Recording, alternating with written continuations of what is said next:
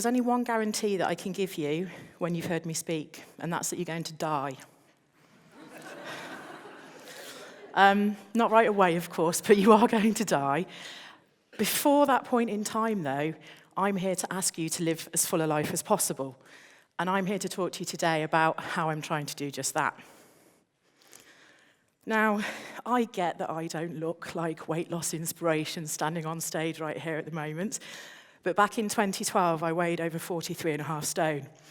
I was told that I was going to die by the time I was 35. I am 35.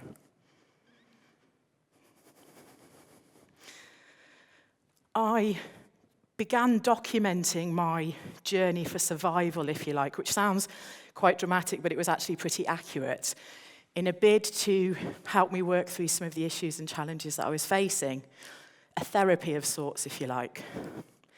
I also figured that if I kept my fingers busy typing, they'd be less likely to find their way into a packet of crisps. What I hadn't planned on was the journey that it would take me on. The past few years have been fraught with ups and downs, and I've put myself in some incredibly challenging situations, this being one of them, actually. I started a brutally honest, yet online, brutally honest online social media account. And what I wanted to do was hopefully share my story in the hopes that maybe a couple of people or a handful of people that were in my situation would be able to relate to that story. I was struggling along for a couple of years. I had been told that I'd got type 2 diabetes. I'd been told that I'd got cancerous cells. I was in quite a bad place. So I fought as hard as I could, and I managed to shift 21 stone. I managed to gain 13 of that back rather epically in the space of a year, however, so it's not all been plain sailing. I did manage to ditch my type 2 diabetes, and I did manage to ditch the cancerous cells along the way as well. But all of that stuff is minor in comparison to what I actually learned about myself and other people that face the same challenges that I do. I struggled. I would eat my breakfast, and I would be planning lunch as I was eating breakfast, and I'd also be planning what I was going to have between breakfast and lunch. And this cycle went on, but I'd planned my weight loss journey down to the nth degree, and I was treating myself like a project at work, yet something wasn't clicking for me. In fact, these little cards that I've got here are something that I wrote way back when I was first trying to shift my weight. And I'll read them out to you. When I've lost weight, I'll enjoy cooking nice, healthy meals for my family and friends, as I'll be more confident and will feel more sociable, happier. When I lose my weight, I'll be able to enjoy trying out different activities that will make me feel happy, healthy, and alive. My life will be full of fun things to do. When I've lost my weight, I was putting my life on hold. When I've lost weight, I'll go rock climbing. When I've lost weight, I'm going to go swimming. When I've lost weight, I'm going to buy a bike. And when I've lost weight, I'll wear a vest top because I won't have my bingo wings anymore.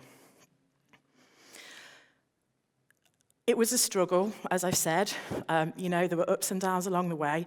But one of the things that I started to realize was that I needed to try and live life now instead of putting it on hold. And I remember the light bulb moment.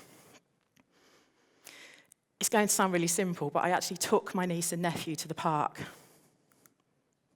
There they are. Fabulous little monsters. I took my niece and nephew to the park, and I had the most amount of fun in that space of time that I'd had in a long, long time. And I got home and I realized something. You didn't actually think about food. So what had consumed my every waking moment, when I was out there having fun, I didn't think about it. So I made it my mission right there and then to have a bit of fun, to stop putting life on hold. So I joined the gym. I find it fun, don't shoot me, I quite like the gym.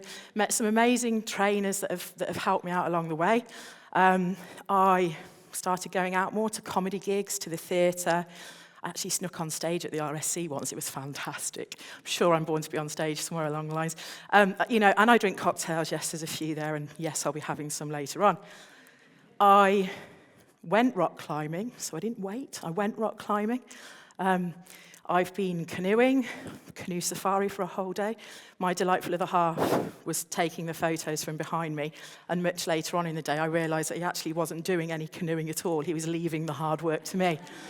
I went walking in the Highlands, and I got lost in the Highlands, and me sat on the rock there is after realising I'd gone 3 miles in the wrong direction and had to walk 3 miles back again.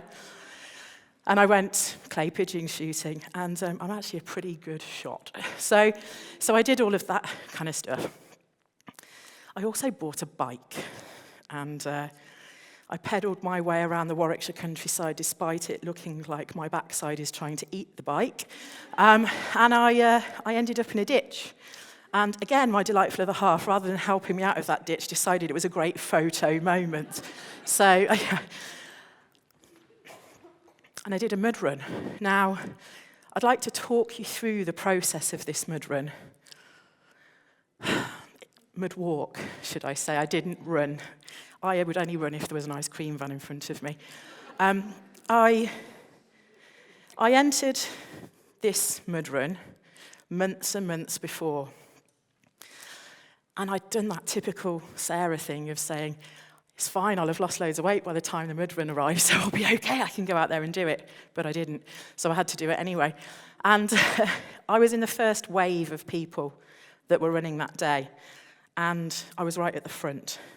The warm-up killed me, so I stood there at the front with quite a lot of trepidation and anticipation, and I set off. Everybody in the first wave overtook me rather quickly. People in the second wave caught me up rather quickly as well, if I'm being quite honest with you. And my friends were in the second wave. They caught up with me and they slowed down to walk with me. And I said, carry on, I don't want to hold you up, you carry on.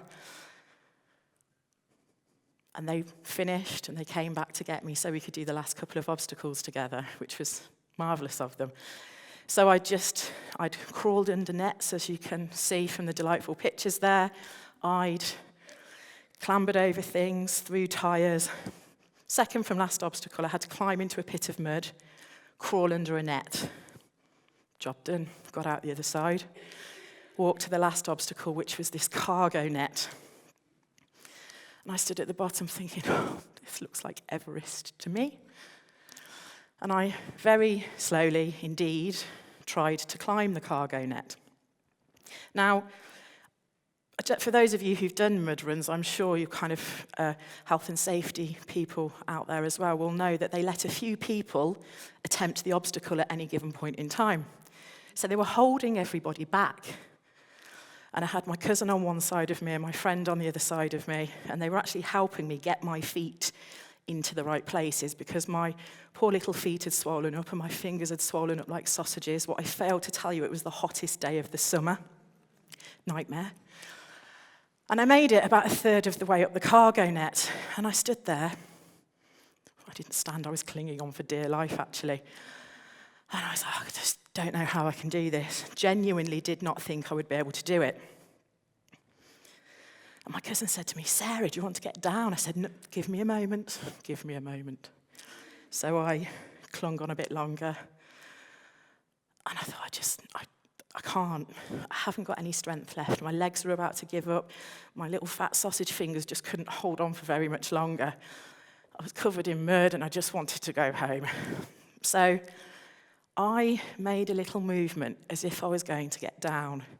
And the people who were backed up, it looked like there were about as many of them behind me as there are here in this audience, and the crowd started to cheer me on. I can't effing get down now, can I?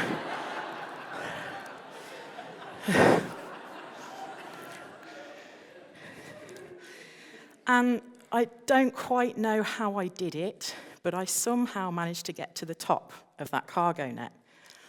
What I didn't tell you was that the other side of the cargo net was a slide into a pit of mud.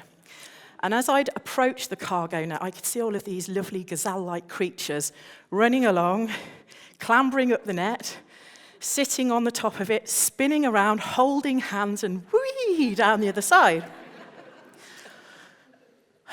I did not do that. I got to the top. I just clambered over the top. I slid down on my stomach, got myself up at the bottom. My cousin came down behind me, hit the back of me, and I went back down into the mud. But I did it. We crossed the finish line together.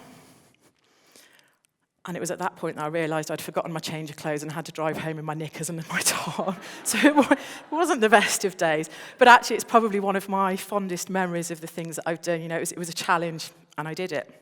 Now, all of that stuff that I've shown you, the rock climbing, the canoeing, swimming, I didn't tell you about swimming. I go swimming. And I don't hide in a towel. I sashay around the edge of the pool like Beyonce would. And so there's the swimming, there's the cycling, there's the canoeing, there's the rock climbing, there's all of this sort of stuff. I've done that pretty much around the 30 stone mark, well in excess of 20 stone, probably closer to 30 stone. I just want people to realise that you don't have to put life on hold. I think I'd been waiting for this Cinderella story. I'd been waiting for life to be perfect before I took action. I'm not so bothered about Cinderella's story anymore, if I'm being quite honest with you, because I'm out there creating my own story. Life isn't about perfection. Life is about progress. Life is about having fun. Life is about going out there and doing it now while you can.